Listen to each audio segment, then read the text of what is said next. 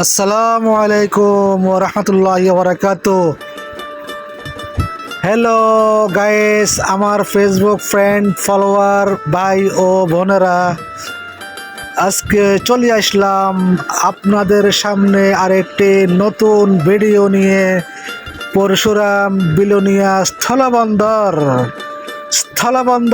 এই স্থলবন্দর হলো ফেনী থেকে পরশুরাম থেকে বিলোনিয়া দিয়ে এই স্থলবন্দর দিয়ে পণ্য মালামাল আমদানি এবং রপ্তানি করা হয়। দেখতে পাচ্ছেন বাংলাদেশ এবং ইন্ডিয়ার পতাকা ফতফত করে উঠতেছে। এখানে আমিও এসে মোটামুটি খুব ভালো এনজয় করলাম এবং দেখলাম কিভাবে পণ্য আনা নেওয়া করা হয়।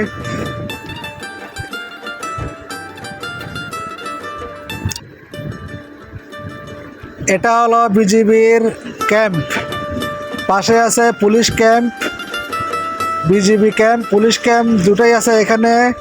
এই দুটার সাথে হলো বিলোনিয়া স্থলবন্দর।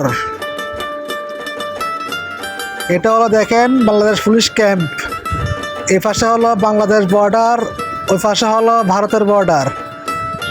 ভারতের কাছাকাছি এই বর্ডার দিয়ে বাংলাদেশ থেকে পণ্য ভারতে পাঠানো হয় এবং ভারত থেকেও আমাদের বাংলাদেশে পণ্য নিয়ে আসা হয়। এই যে দেখেন ভারতের পাশে একটা এখানে মন্দির আছে, স্মৃতি মন্দির। এই মন্দিরটা হলো বিলোনিয়ার ভিতরে, বিলোনিয়া শহরেই। বিলোনিয়া শহর থেকে ট্রেন যোগে আধা ঘন্টা মাত্র সময় লাগে এই স্মৃতি মন্দিরে ঘুরে আসতে। আমিও একবার গিয়েছিলাম, আমার কাছে খুবই ভালো লাগছে স্মৃতি মন্দিরটা। এই যে দেখেন পণ্য মালামাল, পণ্যটা খালাস করার জন্য বিভিন্ন জায়গা থেকে ট্রাক এসে সিরিয়াল ধরে দাঁড়িয়ে আছেন।